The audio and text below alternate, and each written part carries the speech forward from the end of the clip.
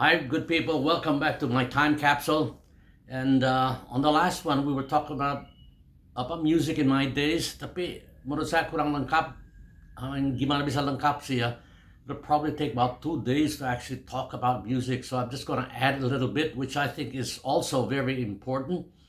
And I also forgot, dulu to in my days, I said the Rollies and the Peters, but I forgot one band. For me, band Indonesia is Koes Bersaudara alias Koes Plus. For me, they were the real band.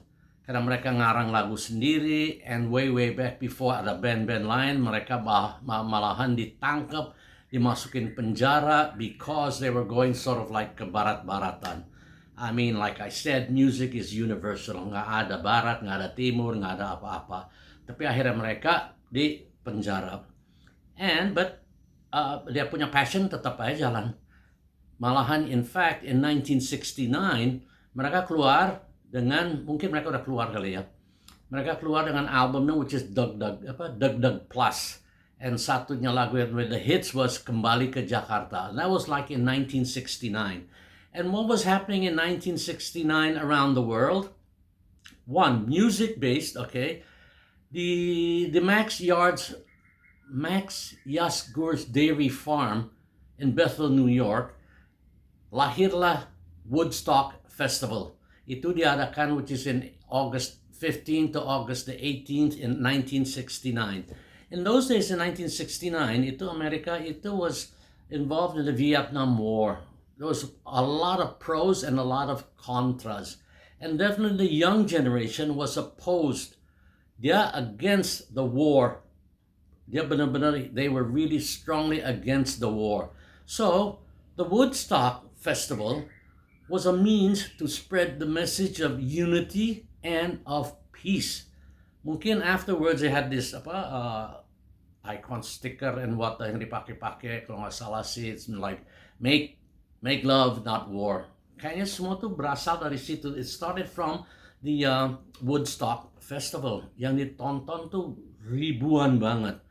And yang main di situ, those people, the artists that actually performed there was like Jimi Hendrix, they got The Who, Grateful Dead, Ravi Shankar, the gurunya The Beatles juga mereka main, Joan Baez, and also Carlos Santana. They all played among the others gitu ya. And after the festival itu, Jimi Hendrix and Carlos Santana itu naik nama itu meroket. But before the Woodstock Festival, sebenarnya ada juga in 1967, which is the Monterey Pop Festival di California. I think it was somewhere mungkin dekat-dekat San Francisco, but correct me if I'm wrong. And the Pop Festival actually took place on June 16 sampai June 18, 1967. Yang main di situ juga for the first time was Jimi Hendrix, The Who, The Grateful Dead, Jefferson Airplane. You got Otis Redding, and also the Mamas and the Papas from California sendiri, and a lot more. And in that festival, there was a young female singer, unknown. Nobody knew who she was, but then she sang. And after that pop festival, she got signed by a big record label, Columbia, who then none other than Janis Joplin. And at that time, at that festival juga, Jimi Hendrix did his infamous act, which is basically he burned his guitar on stage. Then afterwards again, okay, nama Jimi Hendrix terkenal. And also in 1969, the Beatles actually made their unannouncement public performance. This is the last performance, public performance. And where did they do it? They did it on top, the rooftop of their Apple office building in London.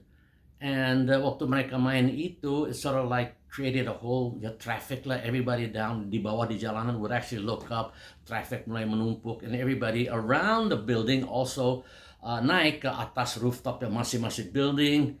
And it was basically chaotic, tapi it was phenomenal. Sampai akhirnya polisi datang suruh bubarin. So that was actually what was happening 1969 di luar di Indonesia.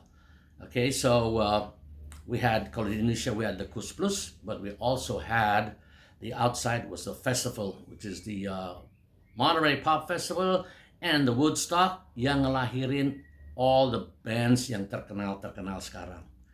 I mean, oh my God, I got so many things I want to say. I really want to talk about because the things that pop out in my mind is Bob Dylan, Simon Garfunkel, Sonny and Cher, The Traffic, and before The Traffic was Spencer Davis Group. And Spencer Davis Group, Traffic, keluarlah individual, which is also a genius to my opinion, which is Steve Winwood. Then you got The Cream, you got Blind Faith. Oh my God, you got a whole bunch of other stuffs. I really do want to talk about it. To tell the truth, right? My knowledge of music is, I'm not a music buff. I mean, I like music, okay, so I know bit in there, basically based on my personal like and dislike. And I mean, like I said, I love music, right? But I dig rock and roll music. Okay, and to end this session, I want to share a quote. And basically, the quote says something like this: if you had to change the name rock and roll, might as well change it to Chuck Berry. I think that's brilliant because he is the father. He is rock and roll, right? He is rock and roll, Chuck Berry. I mean, siya pa si Ben lagi. I mean, who doesn't know Chuck Berry? And I think basically all the British bands and even the American bands or everybody, they actually had at one time sing his songs. Yang mungkin yang paling terkenal is Johnny B. Good. I mean, that's fantastic. I mean, I've seen his live performances sama Chuck Berry bareng sama John Lennon, sama Keith Richard, and a whole bunch of others gitu. I think he is rock and roll. He is rock and roll, Chuck Berry, okay? And for me, that quote, if you had to change the name rock and roll, change it to Chuck Berry. For me, that's a genius to a genius. So now I think it's a bit complete what I want to say. Basically, there's lots more I do want to say about music. Tapi I'm not going to make it, I'm just going to shorten the thing aja, this session. And so, I mean, if you like what you hear, please like and subscribe. And above all, please comment. Okay, so have a great day. Do the best and have a blast. Peace.